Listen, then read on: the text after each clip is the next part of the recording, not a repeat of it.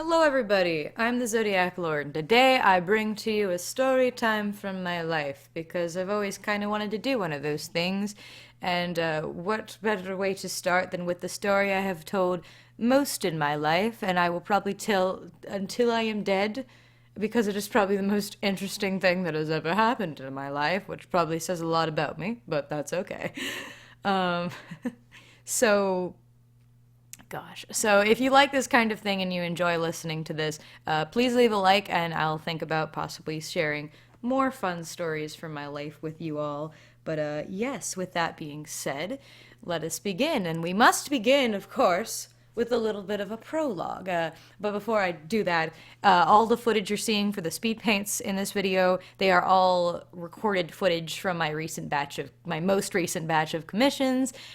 So yeah, they have nothing to do with the story at all. If you want to see the finished pictures, there will be links in the description, but they're just here to give you something fun to watch while I ramble and talk and tell my story. So, yes, with that out of the way, we must begin this harrowing trilogy with a prologue, as all the great stories begin with.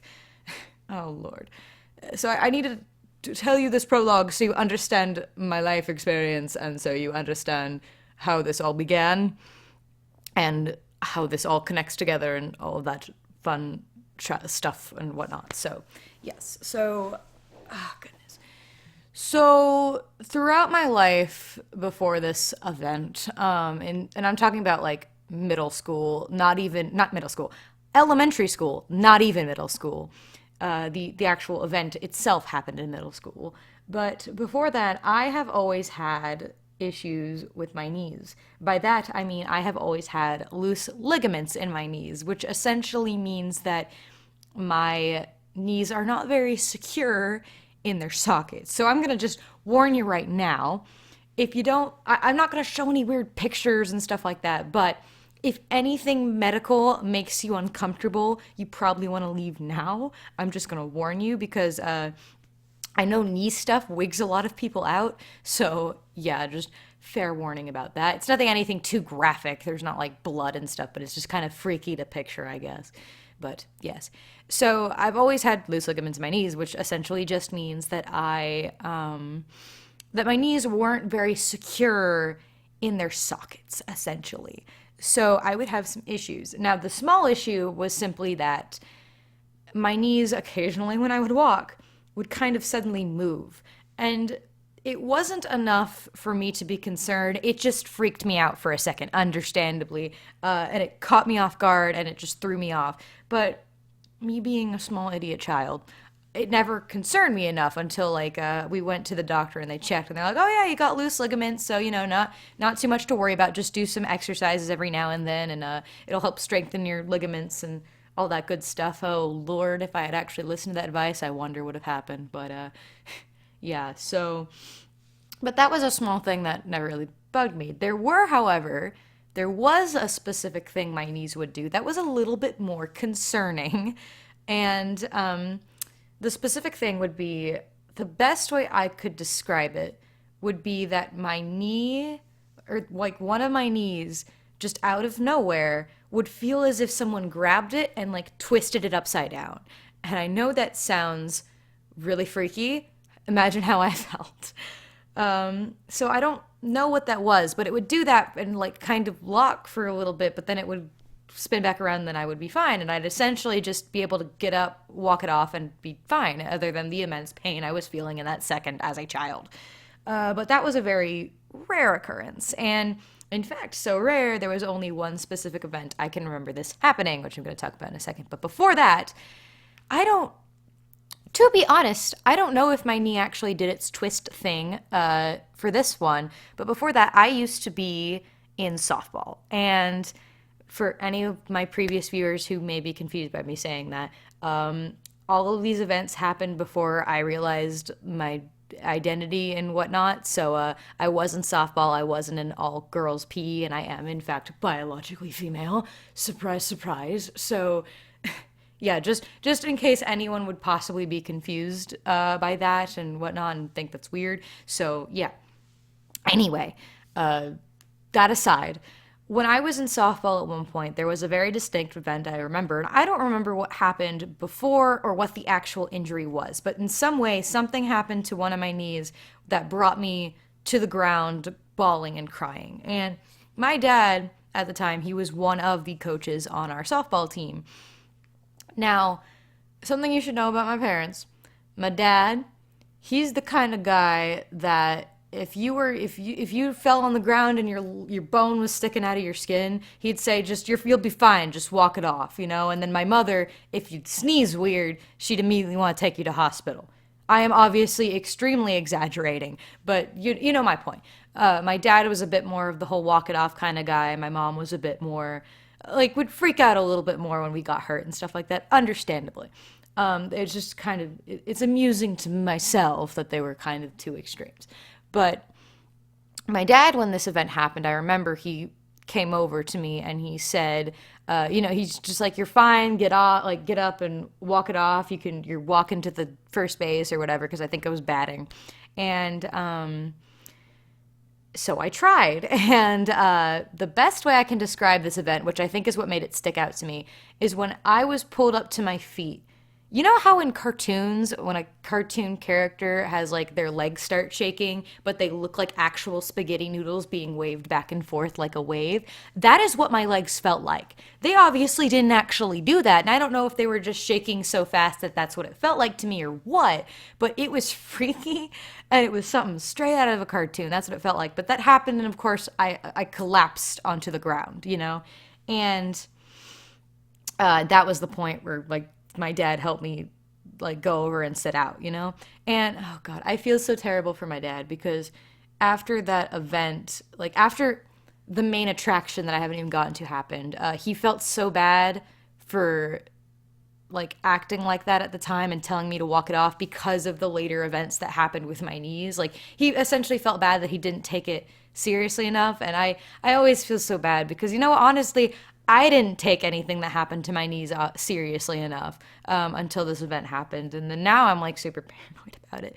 But so yeah, that was something that happened and it's very distinct in my mind. The next event that I really remember is I was in a toy store with my mother and my brother. And I was essentially, like, for a period of time, I was just wandering around on my own, exploring, being a child, when suddenly, out of the view of anybody else, my knee, I believe it was my right one, but I could be very wrong, one of my knees felt like someone grabbed it and twisted it upside down.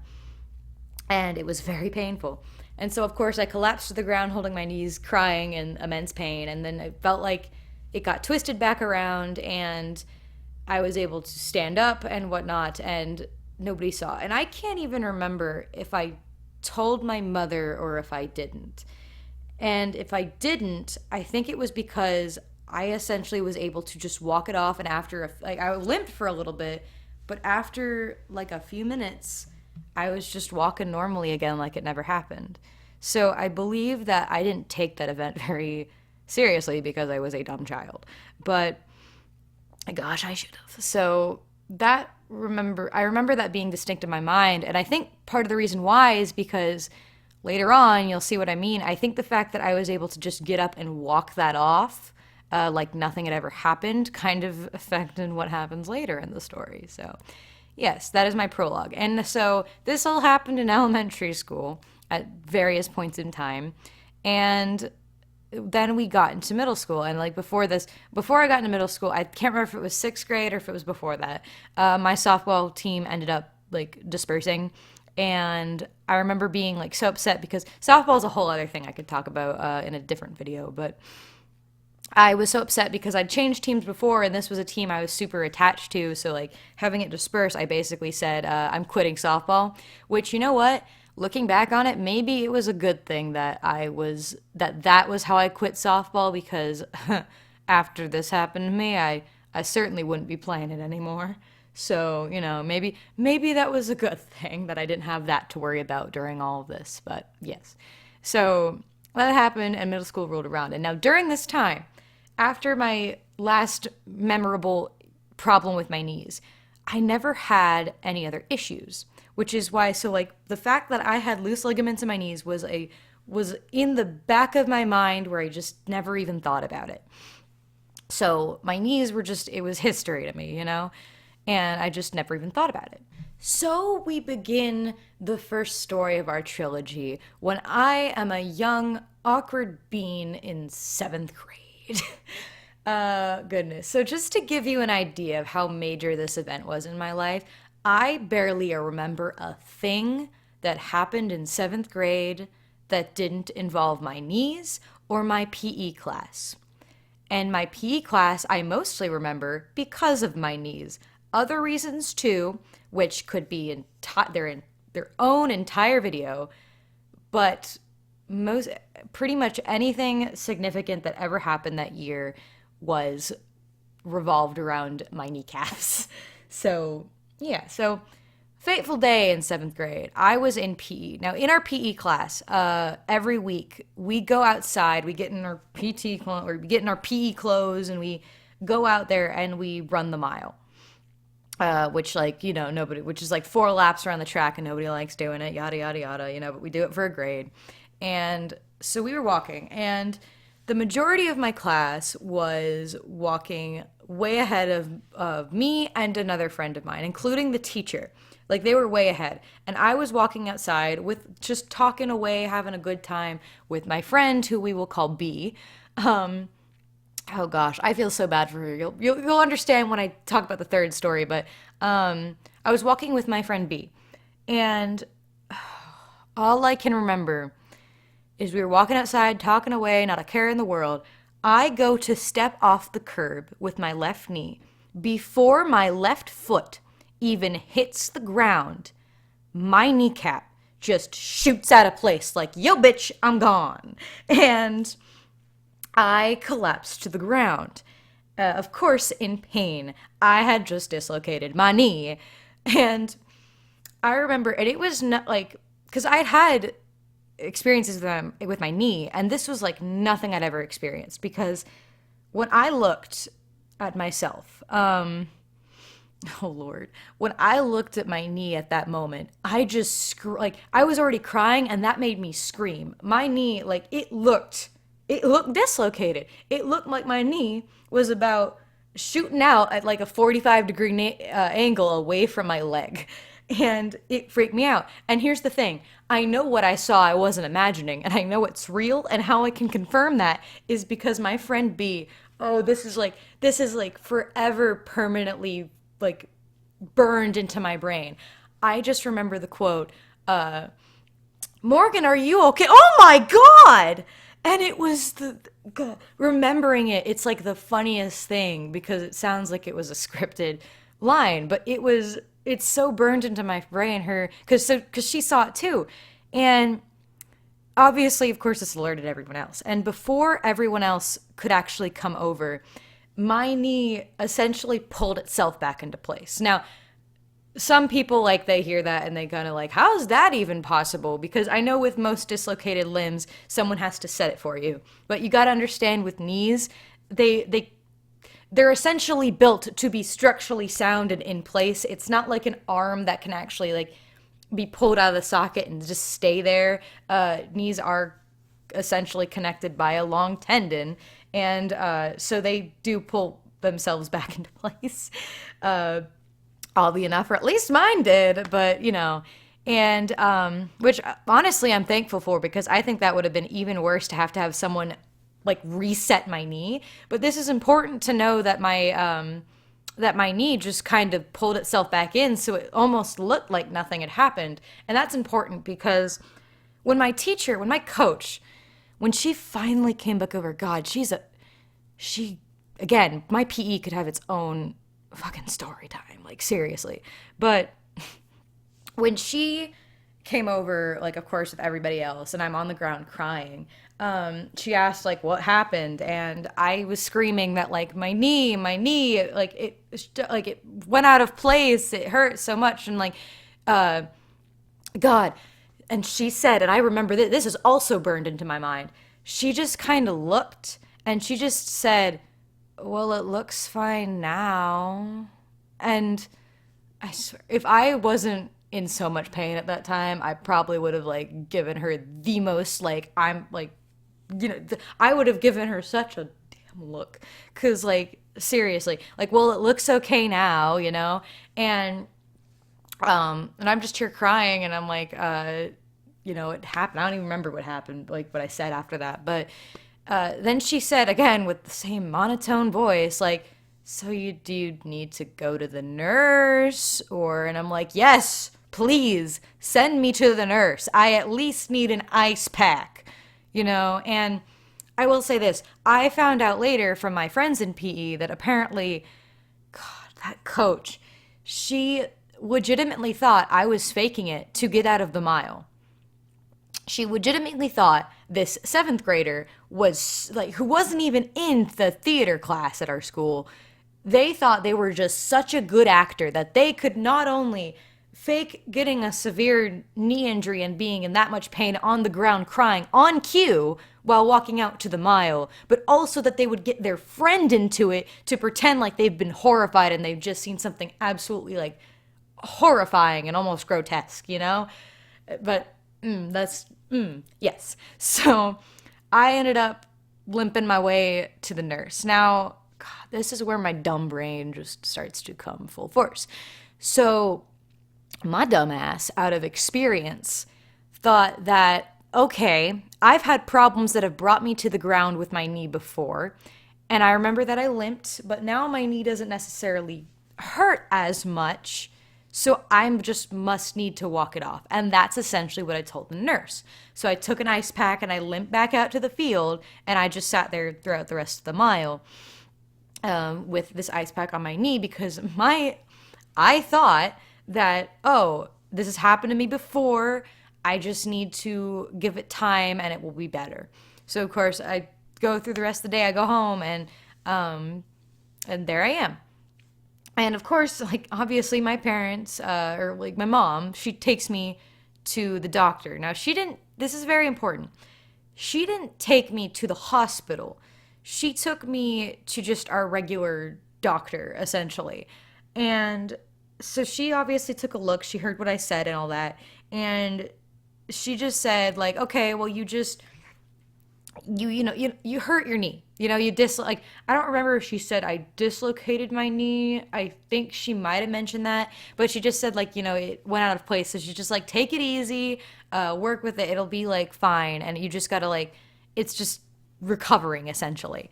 And so that's what we did. And for about a month, I believe, I just was limping around with my knee. I couldn't straighten my knee. That's very important.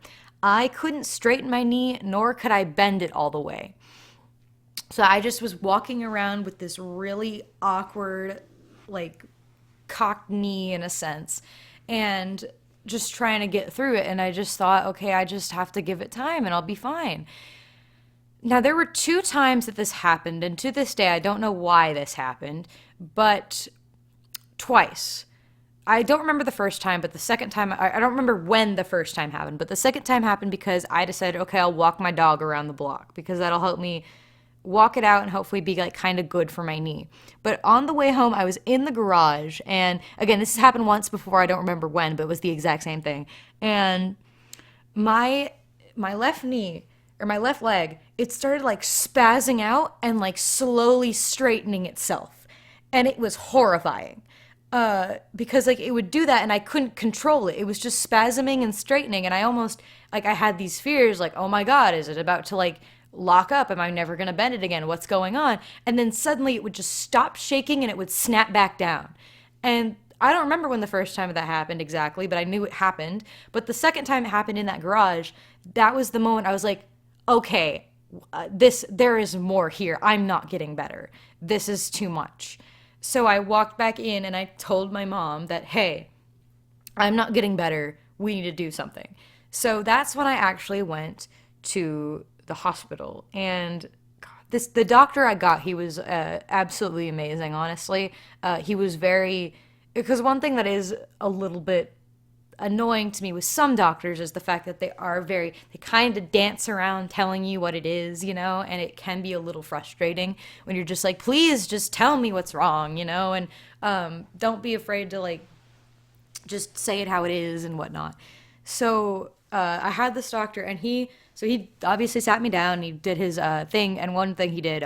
So warning for if you don't like graphic stuff, but like one of the things he tested was that he would have me straighten my neck, like knees out and lock them essentially, and he'd just take it and he would move it around and whatever. And he's like, "Yeah, you got pretty loose knees there," and I'm like, ah, yes, that thing I found out about years ago and I've totally forgotten about until this moment. And so, there was that. And so what he told me was that I think what happened is you dislocated your knee, and when you did, you broke cartilage in your knee. And that the reason why your knee is having these problems is because this cartilage is preventing your knee from moving right. And it was like, okay, that makes sense. So what he ended up saying was that they needed to take an MRI. And what he told us was that if the pieces are small enough, we can just get you to rehab and you can like work on your knee until it's better again. But if the pieces are too big, we have to surgically remove them because otherwise your knee is not going to function properly. So I took the MRI, and that was an experience. I wasn't sure what I was walking into, and I wish someone had warned me better. That was an experience. Like, goodness. If you ever had an MRI, it's quite an interesting 30 minutes where you're sitting there with the same sounds repeating over and over again that occasionally switch after a few minutes. It's quite interesting. But yes, so I took an MRI, and obviously it took a while for the results to come in. Now, I was younger, and I was absolutely terrified of, like, full-out surgery. Like, to me, it was just terrifying because I was a kid, and I was just, just the thought of having to do something like that where, like they cut you open, and it's just scary for me. But so we waited and we waited, and then finally we got the results. And all I remember is walking into the kitchen from my mom called me, and she said, "You're going to need surgery." So essentially, the pieces in my knee were too big for me to just go on with my day. I had to get them surgically removed, which I obviously am not going to show pictures, but I have pictures. It's so weird to look at that and think like, geez, that was in my knee, that's what caused me so much suffering for that long. And that was just from me stepping off a curb, not even tripping, not falling, it just happened one day. And surgery was an interesting experience. When I went to the hospital that day, I was like really scared, and I felt really, and my dad even like took off work briefly just so he could see me before I went to do it. And it was so funny. When they went to give me, I had the IV in, obviously, and when they went to give me anesthesia, see, I don't know how anesthesia works, and I don't know how that stuff works. So when they went to give me the thing, they said, okay, we're going to give you like the anesthesia now. So my brain was starting to trick itself like, okay, I think I'm getting sleepy. I think it's happening. But I didn't realize they hadn't even put it in yet. So I looked over to see the stuff, and then I see the doctor like press a button, and you see this stream of like fluid get shot into me, and then suddenly everything just kind of spun around, and I was like just gone. And I quote what my father said, and he told me that like from what he saw, I blinked twice and I was gone. And to me, that's just really funny to imagine. But yeah, so then I woke up after the surgery, and it was all good, and it was a very weird time. I remember that period of time after surgery was very slow, because obviously I was able to go home that day, essentially, obviously, like in a wheelchair, and I couldn't even see my knee, so it was very strange, and I had like this huge brace on my leg that I think I might still have that brace, but it was a huge brace because the entire idea was that it locks my leg straight, so I can't bend it, which was a big part of like me going to rehab and having them like slowly getting that mobility back in my leg and unlocking it so it could bend more to more and more degrees and stuff like that. But I know that point was hard. It was a lot of me kind of going in and out of consciousness and stuff like that. And it was very interesting. And that began my adventure with the crutches. Because obviously I can't walk on my leg. I just had surgery on it. Because not only did they remove cartilage, but what they also did to make sure this doesn't happen to me again, at least in my left knee, they essentially stitched some things to basically strengthen my knee so it won't do that again. Most likely, knock on wood. Um, so, oh goodness. So obviously it was taking a while for me to get my mobility back and stuff like that. So it was a long time of rehab and me on crutches. Oh boy. And so, gosh, I am so thankful for two of my best friends in middle school. They, especially my best friend, she carried my stuff everywhere and she would do my locker because I had a bottom locker that year, so that was great. And she would help me out, and it was so funny. Halfway through the year, she just told me, like, yeah, I have a locker. I've totally forgotten my combination, but like, she still remembers mine from seventh grade to this day. I think it's hilarious. Which I don't even remember it, and it's just, it kills me. My best friends, it's so funny. And so, oh gosh, so that was a whole thing with crutches. And what sucked was because that was the winter. Now, in Texas, we don't get like crazy snow winters all the time, but there was a week that year that we actually had snow. And I was so salty because I couldn't just go outside and enjoy the damn snow. And I was so upset. And it felt so embarrassing because, like, at my dad's house, the way at the time, the way we parked was outside was not like, it's outside by the front lawn, but that was a walk down a sidewalk with steps. So like during that time, my dad would have to carry me to the car so I wouldn't slip and hurt myself on my crutches. And gosh, it was so embarrassing. And I felt so bad for my friend because obviously, the idea was at the time that that I was going to be on crutches until I could walk again, and then everything would be done and over with and be fine. And that was the plan.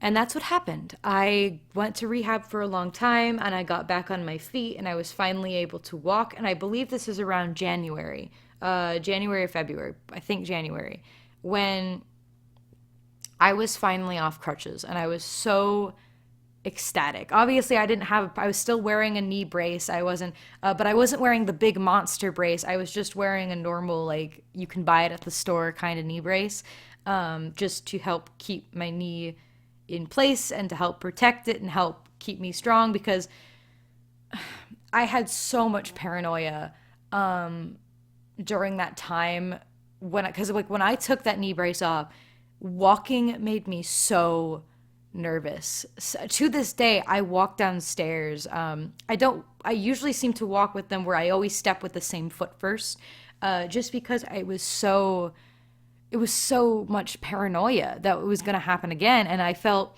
so scared walking without a brace, especially in a public place where I had to walk fast. And so for a long time, like, a knee brace was my crutch, essentially. But anyway, I was finally off crutches and I was going to school, and there was a light frost on the ground. So walking into school, I was like, and this is, I should know, this is the beginning of the second part of this trilogy. The shortest part, but the most frustrating part. So I was walking to school, and there was a light frost on the ground, and it put me in a happy mood that morning, because I was thinking, it's not snow, it's not full of snow, but it's that's close enough when you live in Texas. And I'm thinking, this is the first time I can enjoy, like, the crunch of frost and whatever, and everything like that, without having to worry about slipping and or hurting myself on my crutches and whatever. And it was a good feeling, and I felt I was on top of the world. So my school, for some reason, we have, like, fabric mats that you can wipe your feet off on, and for some reason those weren't out in our cafeteria where you walk into school that morning. Instead, they had these stupid rubber mats that were out there, just, like, sitting there. So I swear, I took a step into school, I cleaned my feet off as best I could on that rubber mat. I stomped my feet, everything. First step I take onto that tile, I slip. And from what I believe happened, I slipped on my right foot and my left knee ended up coming in contact directly with the ground. And essentially, I believe what happened is it reopened like stitching or something in the wound. So my knee ended up swelling, and I had to be, before I even went to class that day, before I even got to say hi to any of my friends, I had to be wheeled to the nurse's office and essentially sent home. And I was back on crutches for another 1 or 2 weeks. And that was so. And of course, while I'm laying on there in agony, waiting for a wheelchair to be brought to me, one of the custodians brings out one of those better mats that you're supposed to dry your feet out on, and I was just kind of sitting there, and all I could think in my head was just like, "Thanks, I appreciate it." Oh God, it was so maddening that happened, and I felt so. It just ruined my whole week, honestly. Um, Now I'm gonna take a little bit of a side thing because that one's my short one, but I should say that during this time, when I'm back off of it, if any of you like ever get to meet me in real life and you want to see what my knees look like, it's very interesting because my left knee looks significantly different than my right knee. It looks like somebody took a chunk out of my left knee because again, they took cartilage out of there and they did stuff to it. And I do have a cool looking, or it's not really cool, but it's a scar. It's gotten less noticeable over the years. It used to be very obvious and purple. And it's very interesting because like for anyone who cares, like the top of my knee or like the skin on the top of my left knee, I can touch it. Like you can't see it, but I'm doing it right now. But I can touch it, and I can't feel it on my skin. Like I know something's there, but I can't feel it. But I feel it under my skin, so it's very strange. But I used to, and it's also very sensitive. So like if I bonk it on a table, it's like someone just kicked me in the knee. Um, it sucks, but but it sucked for this to happen in middle school because I used to wear shorts occasionally, especially in the summer. And that was the time when I started wearing jeans and I never stopped. Nowadays I'll wear shorts. I will, and I'll wear bathing suits. But at the time I was so self-conscious with how it looked that I could never not wear jeans, even in the summer. Which is weird to admit because a lot of people always ask like, because for a lot of you don't know me in real life, but I even in the summer I will wear a jacket and I will wear jeans, and everyone always looks at me like I'm crazy because you live in Texas and you're walking around in jeans and a jacket.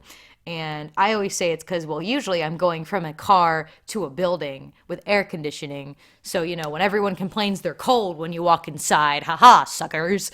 Who's the fool now? But, and it's funny because the jacket thing has nothing to do with that. I just like wearing jackets. I don't know. But with the jeans, although now it's not a self-conscious thing anymore, it started because I was so unbelievably self-conscious about my knee and how it looked. And it looks so different. Now to me, it's like something cool, and I love showing people and having people look like, oh my God, that's so weird, that like your knees look entirely different. Um, and so to me now, it's more of a cool thing. But for a time, I was really self conscious, and again, like I said, I used to have all this insecurity with the fact that I couldn't not wear a knee brace because I was so terrified, and I felt so weak on that knee, and I'm so thankful I've gotten past that point. But at the time, it was really seventh grade was a very very not great time for me emotionally and self-consciously and stuff like that. But yeah, one last fun fact: I can't straighten my left leg out all the way. Part of that could be my fault because of I didn't fully commit to rehab, but then again, I'm not a very athletic person, which again, thank goodness softball ended before this event, or that would have sucked. But so it wasn't always a concern to me. And to continue on before we get to the final, most dramatic of the stories. Oh Lord. So in PE, obviously, the entire year after this event started, I had to essentially sit out of everything. And a few things happened. So PE became my study hall essentially, where I just sit there and I do homework or I draw or I do whatever. And I'm not entirely complaining, but it did suck seeing people like play really fun games and like do kickball and stuff, and I couldn't participate because of my knees, and I couldn't even run, and even now I can't even really necessarily run. I look more like I'm skipping, but that's besides the point. um, so, gosh, but that was like my study hall period. Now, I swear to God, as a side story, we're gonna talk about the adventures of this annoying orange and like yellow, like bright neon yellow, neon pink ball. They'd use it for like kickball and stuff. And I swear to God, this ball had something out, like something against me, because I would just be sitting there doing my work. And no matter what, this ball would not just like hit the bleachers near me or hit me in the shoulder. It went straight for my head. If it was ever in my vicinity, it was straight for my head. And it got to a point where that ball would flash in the corner of my eye across the gym and I would flinch up ready to defend myself. And it was really funny because I got so paranoid about that stupid neon ball that one time I was sitting with a friend from PE, ironically. We were waiting for a field trip because we were both in orchestra, and she was folding this piece of neon like pink paper, and she like set herself up. She was gonna flick it at my face, and I knew she was, and I was just sitting here like I'm ready to take it. So I wasn't gonna defend myself. I wasn't. Yet when she flicked that thing at me, my hand just shot up and ninja'd that thing out of the way, and we both like slowly turned and we looked at each other, and I'm like, I don't know what I just did. And it was so, God, it was so funny to me. Um, that ball gave me such paranoia that I had like ninja like reflexes when I saw a neon object coming at my face. But that's a bit of a side story. There was also one small time when a sixth grader ran by me in PE and said, "Gosh, you're so lucky you get to sit out of PE," and I almost got up and socked her in the face. But that's its own thing. It's fine.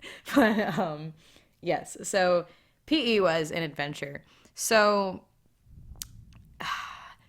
begins the final story of this trilogy. So I was finally off crutches again, and I was for a good period of time, and I finally thought that my suffering had ended and that I was back, I was normal, this would never bother me again. I was obviously still wearing a brace on my left knee, I think, and all of that, but I thought it was over. I was walking to the weight room because every Wednesday we do a little thing or whatever, like where we talk or do a presentation or watch a video or whatever, I don't know. But when we do it like combined with the boys' class, whatever, and we were walking to the weight room. I was walking with B again. You know that girl I was with the first time I hurt myself? This is why I feel so bad for her, because I was walking with her again at the back of the group, side by side, when suddenly my knee decided, so this all happened to my left knee, remember? My right knee decided, you know what? You've been working me way too hard. I'm done with this. I'm out. I'm taking my break. And my right knee dislocated out of nowhere. Wasn't even, I was walking on flat floor, and my right knee just decided, yo, bitch, I'm out.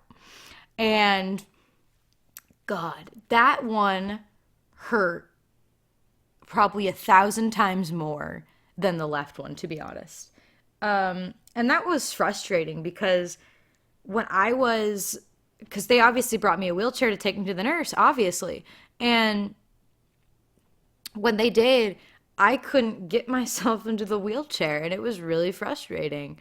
And it was embarrassing. And now I didn't need surgery on my right knee, thankfully.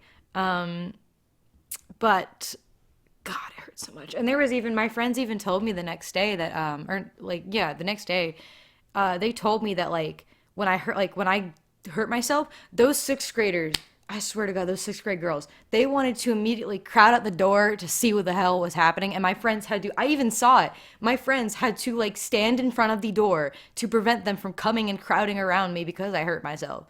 And God, my friends in PE were MVPs, man. And I remember going home that day, and I ended up texting one of my friends in that class, and I was asking like, hey, what did everyone else do whenever I was gone or whatever? And I remember her saying, I remember B saying that like, well, me and this other girl, we've just kind of been quiet. This other girl looks like she's about to explode, and our oldest friend, she looks like she's about to sock a sixth grader in the face, and that made me laugh. So that was nice. But God, so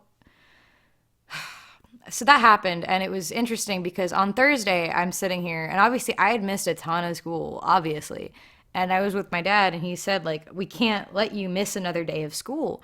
But the issue is, when I was walking around on crutches, I was so ungodly slow because my right knee hurt so much worse after the dislocation than my left knee did. And obviously it did the same thing where it like pulled itself back into place. It just didn't break any cartilage, thank God. But God, it was so bad to where that Thursday I was just laying in bed and I could move my torso, just not even move my leg, and it would hurt. And it was miserable. And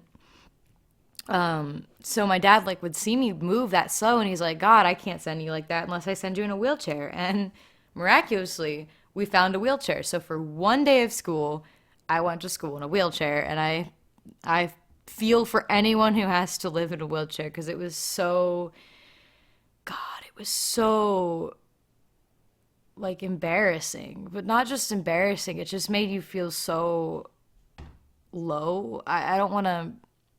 It made me that day. It was so tiring because not only was I just so done with all of this happening, but I felt like everyone would look, and I just felt so out of place and so alienizing, and just, it wasn't a great day. But I did have fun letting my friends push me around because obviously my friends were all like, I want to push the wheelchair. So, and that was really nice. So there was that. And I remember that was the day that I was walking. I don't remember where I was walking to, but I remember my math teacher.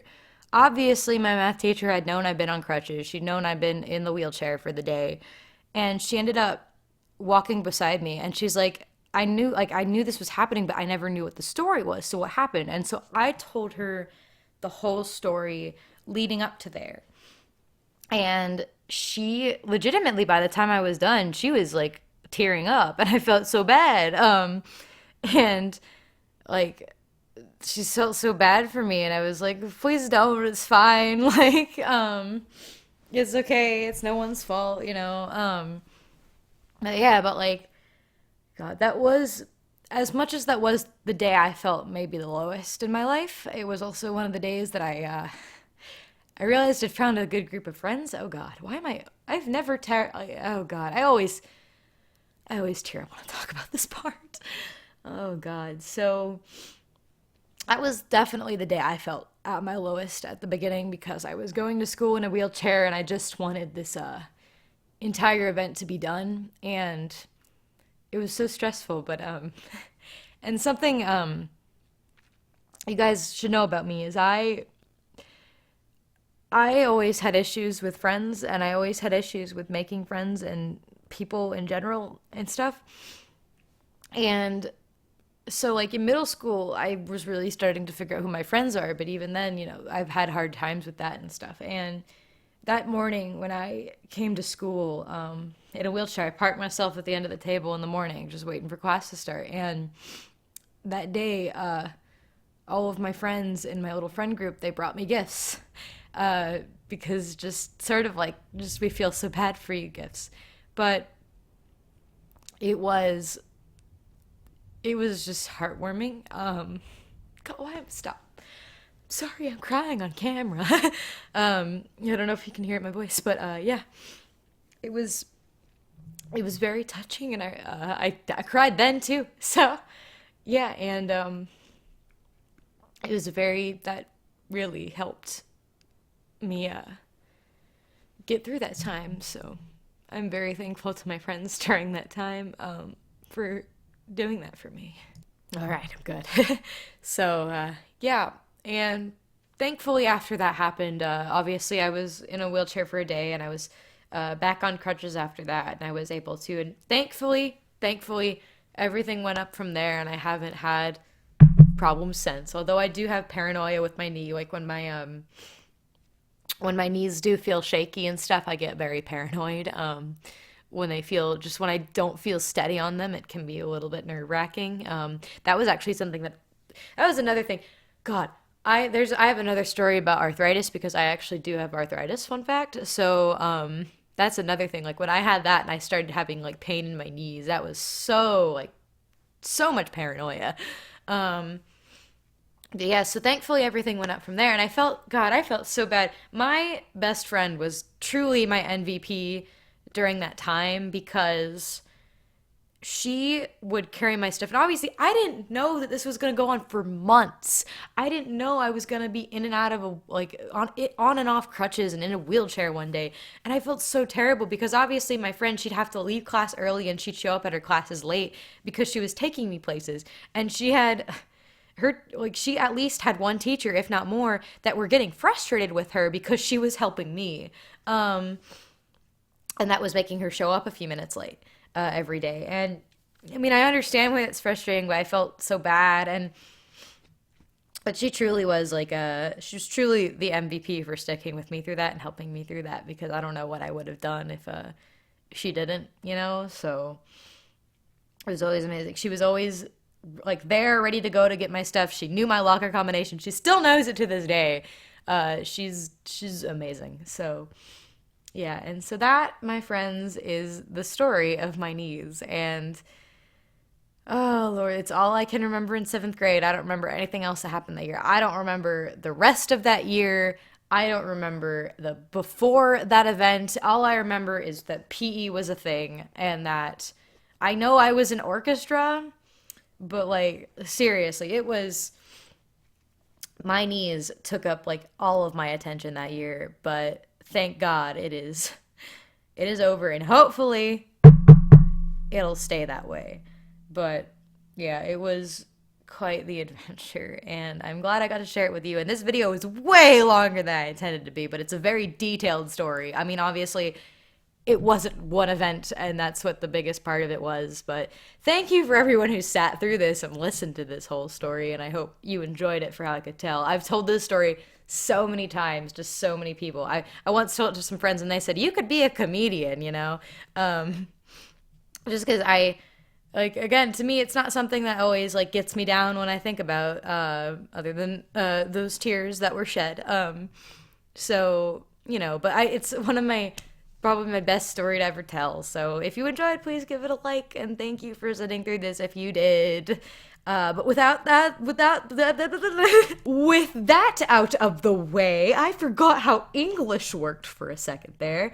I want to talk about my Patreon shoutouts at the end of this video. Woohoo! So first things first, to all my $2 tier plus patrons, I love you too. Thank you for the support. But I want to give a high five to The Gun Moon and Isabel Guabiraba Delbox.